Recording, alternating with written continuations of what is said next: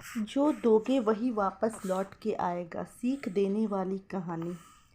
शादी को कुछ ही दिन हुआ था और आज कामवाली भी नहीं आई, इसलिए मनीषा बर्तन धोने लगी। धोते धोते उसके हाथ से कांच का एक कप नीचे गिरकर टूट गया। कप टूटते ही वह डरने लगी कि उसकी सास अब बातें सुनाएगी। आवाज़ से सास दौड़ती हुई आई और बोली, बेटी क्या हुआ? मनीषा बोली, माँ पता नहीं, ध्यान रखते हुए भी कैसे मेरे हाथ से कप नीचे गिर गया। सास बोली, बेटी चिंता ना कर, कप ही तो फूटा है, तुम्हें चोट तो नहीं आई, और भले ही इसकी कितने भी टुकड़े हो जाएं, पर मेरी बेटी के दिल के टुकड़े ना हो। मेरी बहू से महंगा है क्या ये कप? और हाँ, तुझे अभी ये सब करने की क्या ज़रूरत है? मेहंदी भी नहीं उतरी अभी तेरे हाथों से। अभी तुम मेरे बेटे के साथ ज़्यादा से ज़्यादा समय बिताओ और एक दूसरे को समझो। सास ने अपनी बेटी को बुलाया और कहा, ज्योति, इधर आकर अपनी भाभी का ख्याल रखो, अभी इस घर में नई नई आई है। ज्योति ने कहा, हाँ माँ।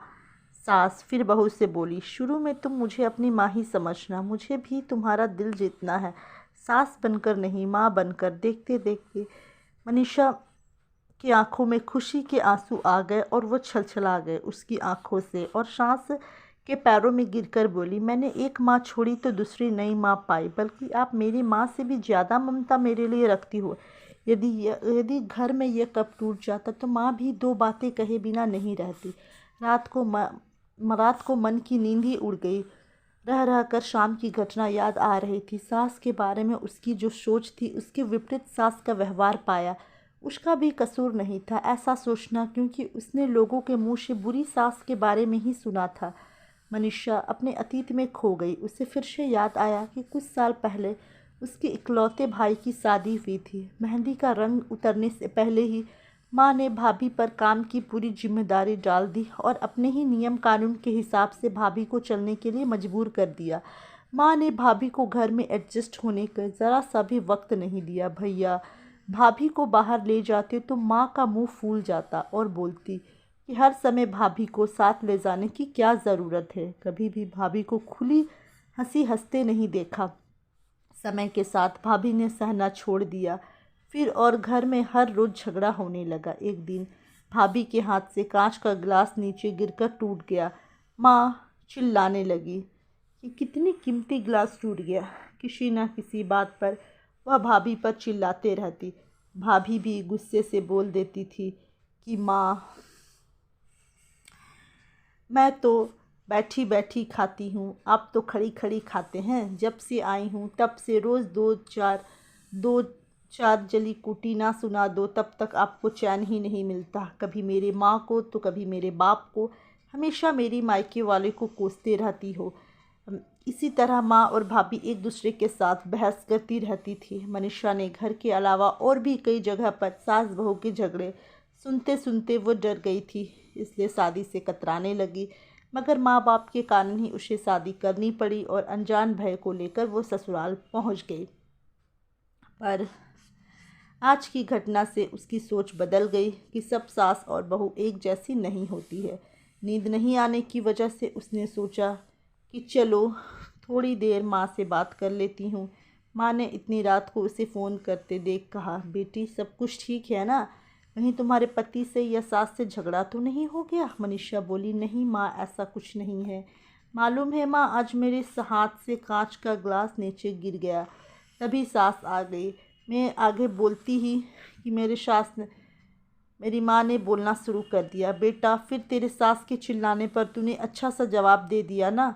हाँ बेटा, कभी भी दबकर नहीं रहना। तुम एक पढ़ी लिखी अच्छी लड़की हो, तुम में कोई कमी नहीं है, इसलिए कभी भी सुनना मत। तभी बात को काटते हुए मनीषा बोली, माँ अब बस करो, मैं अपनी दूसरी माँ के खिलाफ कुछ नहीं सुन सकती। माँ थोड़ा आश्चर्य हो गई और बोली, यह क्या बोल रही हो? मनीषा बोली, हाँ माँ, आज मेरे हाथ से जब कप गिरा तो मेरी सास ने बिल्कुल भी मेरे साथ बुरा व्यवहार नहीं किया। अंत में मनीषा बोली, अब आप समझ गई ना सारी बात? माँ एक और बात कहनी थी, आप बुरा तो नहीं मानोगे? उसकी माँ बोली, हाँ बोल बेटा। मनीषा बोली, माँ काश आप भी मेरी नई माँ के साथ भाभी की तरह व्यवहार करती तो शायद भैया और भाभी अलग घर में नहीं रहते। अपनी बेटी की यह सब बातें सुनकर उसे एहसास हुआ कि कि उसने अपने बहू के साथ गलत व्यवहार किया था। उसकी बेटी ने आज उसकी आंखें खोल दी थी।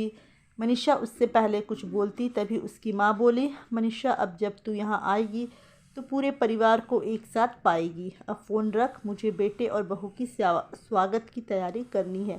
शादी के बाद नई ज़िंदगी की शुरुआत में अगर आज सास समझदारी से काम नहीं लेती, अपनापन नहीं दिखाती, तो शायद शुरुआत की नींव ही कमज़ोर होने से पूरी ज़िंदगी आपस में दरार पड़ जाती। कप को फूटने से कोई नहीं रोक सकता है, लेकिन प्रेम को टूटने से तो हम रोक सकते हैं। कांच के टुकड़े हो जाए पर घर के टुकड़े नहीं होने चाहिए। अपने घर में प्रेम का वातावरण बनाए रखिए, एक दूसरे को समझिए, एक दूसरे की इज्जत करें तो घर स्वर्ग बन जाएगा। घर नर्क से स्वर्ग में बदल सकता है यदि बहू सास को माँ मान ले और सास बहू को बेटी मान ले। दृष्टि बदलने से सृष्टि बदल जाएगी और एक स्त्री चाहे तो घर को स्वर्ग बना सकती है और चाहे तो नर्क भी बना सकती है। तो दोस्तों, कैसी लगी आपको आज की कहानी? अगर आप चैनल में नए हैं तो चैनल को सब्सक्राइब करना ना भूलें। अगर वीडियो थोड़ी सी भी अच्छी लगे हो तो वीडियो को लाइक करें और कमेंट ज़रूर करें। तो चलिए मिलते हैं नेक्स्ट कहानी पर।